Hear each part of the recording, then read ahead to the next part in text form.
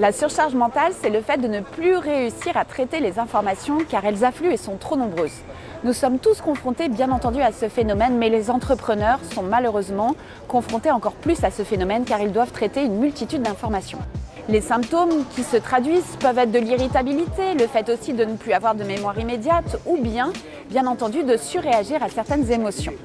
Rejoignons Gaëlle Alain, docteur en neurosciences cognitives au SOFA, espace de coworking où justement se rencontrent les entrepreneurs et les collaborateurs pour nous expliquer ce phénomène et nous donner des solutions opérationnelles.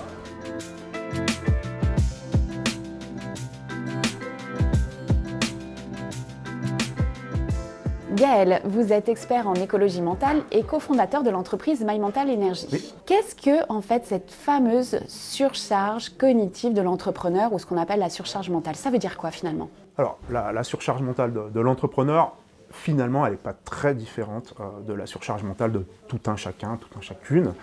Mais globalement, je vois quand même deux spécificités.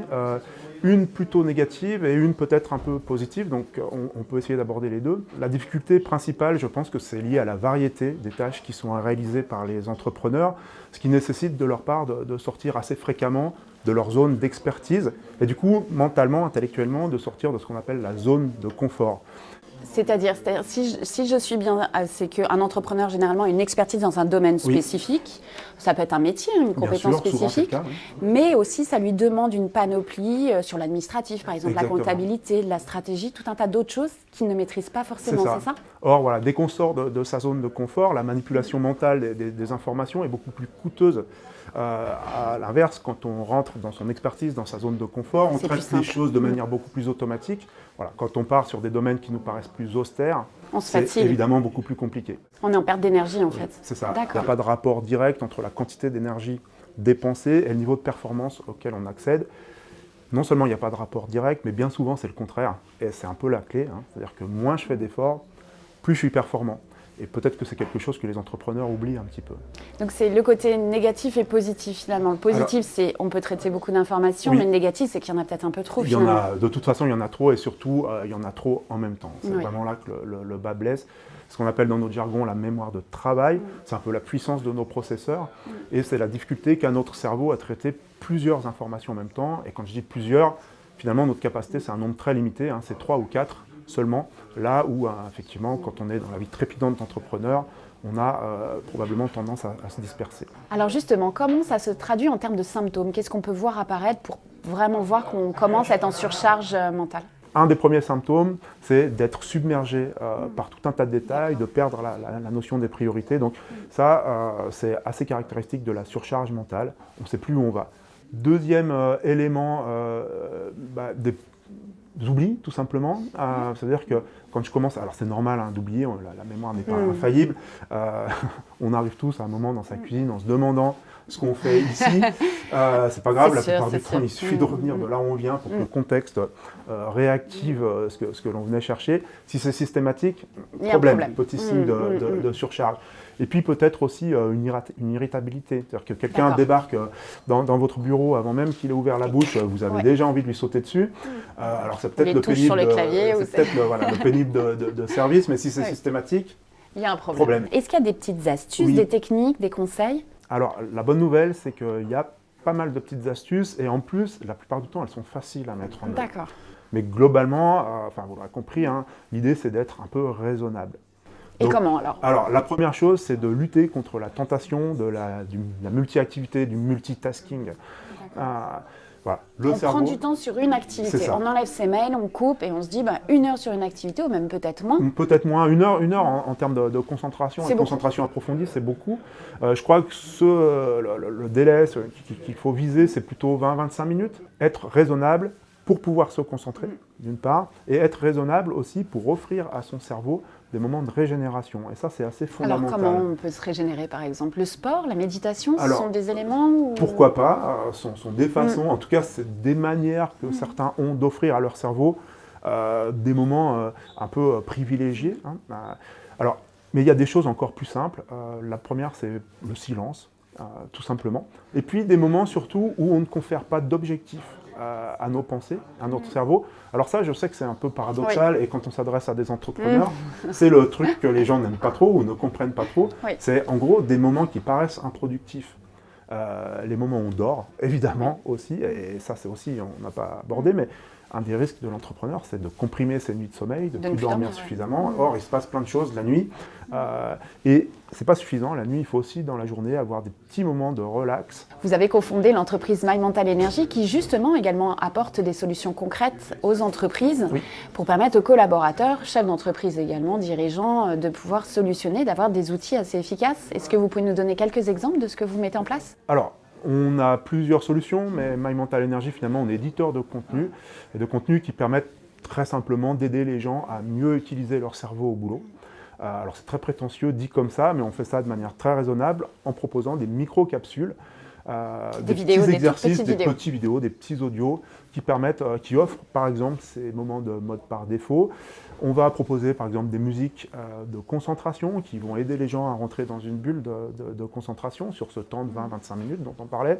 Voilà, des choses très pragmatiques, très simples à utiliser et qui vont aider au quotidien tout un chacun dans la gestion des flux d'informations.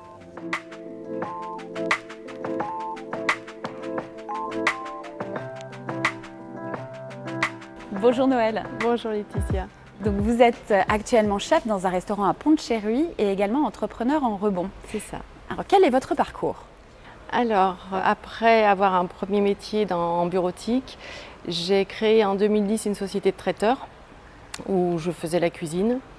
Devant l'ampleur que prenait mon activité. Ça réussissait bien en fait. Ça réussissait bien, j'avais une bonne clientèle, mais sans avoir de salariés permanents.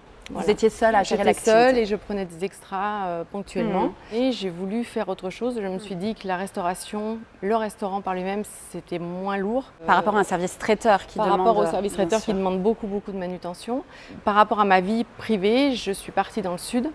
Et j'ai acheté un restaurant dans le sud de la France. Nouvelle aventure, nouveau projet. Vous avez dit, ça marche bien, je vais continuer. Et du coup, j'ouvre mon restaurant. Voilà, enfin j'ai racheté une clientèle. Voilà. D'accord.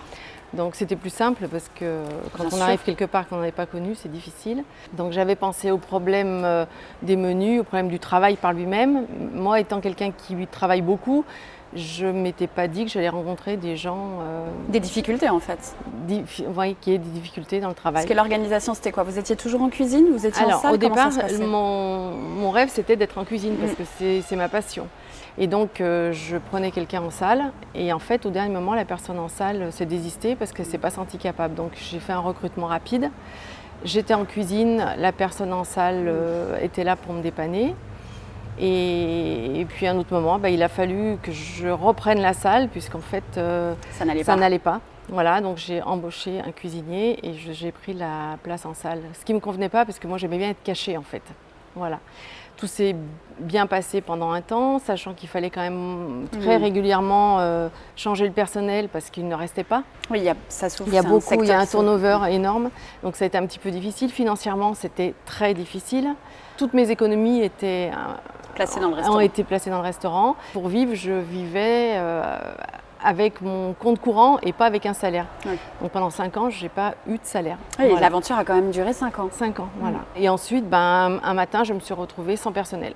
Voilà. Donc là, compliqué. Compliqué parce que je savais faire la cuisine, je savais faire le service, mais je ne pouvais pas être aux 2 endroits en même temps. Sûr. Voilà.